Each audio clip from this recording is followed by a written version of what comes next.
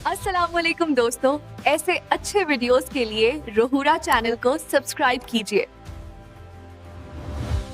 आज हम एक ऐसी कहानी जानेंगे जो इस्लाम की एक बहुत ही अहम रिवायत से जुड़ी है और वो है कुर्बानी। तो सवाल ये है कि दुनिया भर के मुसलमान बकरे ईद पर जानवरों की कुर्बानी आखिर करते क्यों हैं। चलें इसके पीछे की उस कदीम और गहरी कहानी में उतरते हैं जो ईमान, मोहब्बत और कुर्बानी के गिर्द घूमती है।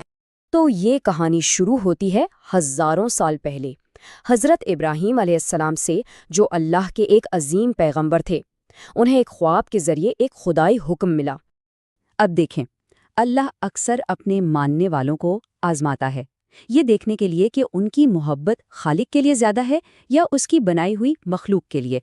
तो ये ख्वाब भी सिर्फ एक हुक्म नहीं था, बल्कि ये ईमान की एक बहुत बड़ी आजमाइश थी, जिसमें हज़रत इब्राहीम से उनकी सबसे प्यारी चीज़ कुर्बान करने का मुतालबा किया गया था।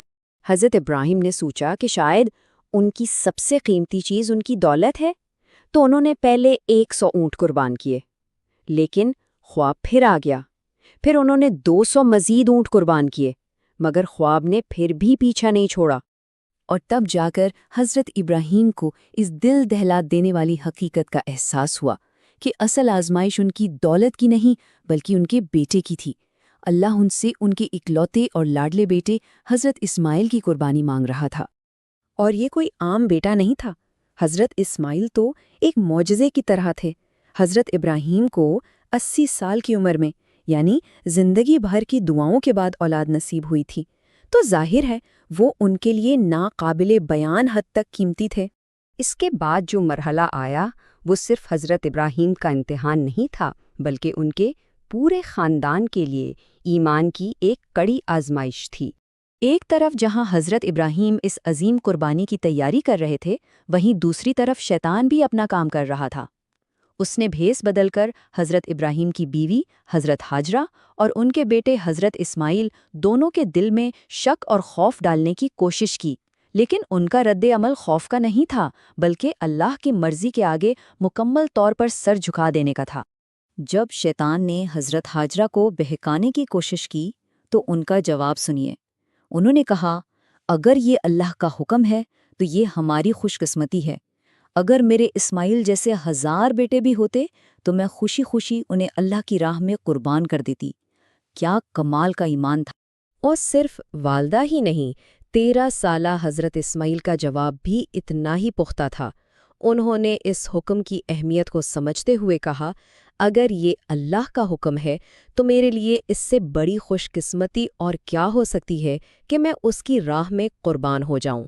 जब शैतान ने आखिरी बार खुद हज़रत इब्राहीम को बहकाने की कोशिश की, तो उन्होंने उसे पत्थर मार के भगा दिया। और ये जो अमल है ना, ये आज भी हज का एक अहम हिस्सा है, जहाँ हाजी शैतान को कंकरियां मारने की रस्म अदा करते हैं। तो अब पूरा ख़ानदान अपने ईमान में बिल्कुल मुत्तहिद कुर्बानी की उस जगह की तरफ बढ़ रहा था। ये लम्हा कितना मुश्किल होगा, इसका अंदाज़ा लगाना भी मुश्किल है।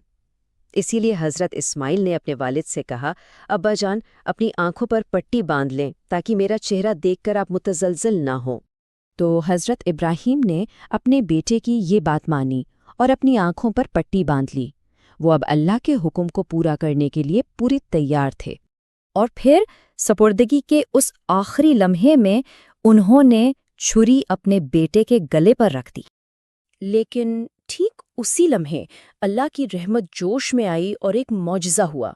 जब हज़रत इब्राहीम ने अपनी आंखों से पट्टी हटाई तो क्या देखा कि उनके बेटे की जगह एक मेंढा कुर्बान हो चुका है और हज़रत इस्माइल उनके पहलू में बिल्कुल सही सलामत खड़े हैं। अल्लाह ने उनकी नीयत और वफादारी को कबूल कर लिया था, जान लेना मकसूद नहीं था।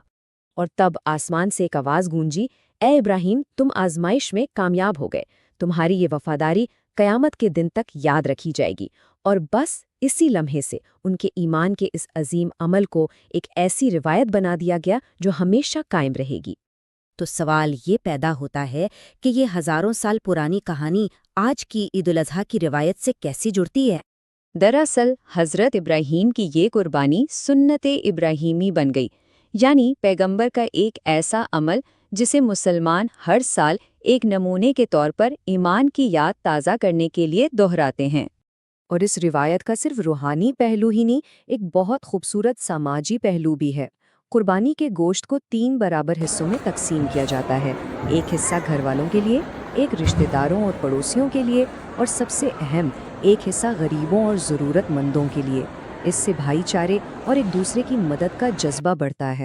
حقیقت تو یہ ہے کہ دنیا بھر میں بہت سے غریب لوگوں کے لیے عید الاضحیٰ سال کا شاید وہ واحد دن ہوتا ہے جب انہیں گوشت کھانے کو ملتا ہے۔ تو یہ روایت بھوک مٹانے کا بھی ایک ذریعہ ہے اور ہمیں انسانیت کی خدمت کے فرض کی یاد بھی دلاتی ہے۔ تو حضرت ابراہیم کی یہ کہانی ہمیں وفاداری، اطاعت اور محبت کے اصل مطلب پر سوچنے پر مجبور کرتی ہے۔ آج کی اس جدید دنیا میں سچے ایمان اور اصل قربانی کا کیا مطلب ہے؟ یہ ایک ایسا گہرا سوال ہے جو آج بھی ہم سب کے لیے بہت اہم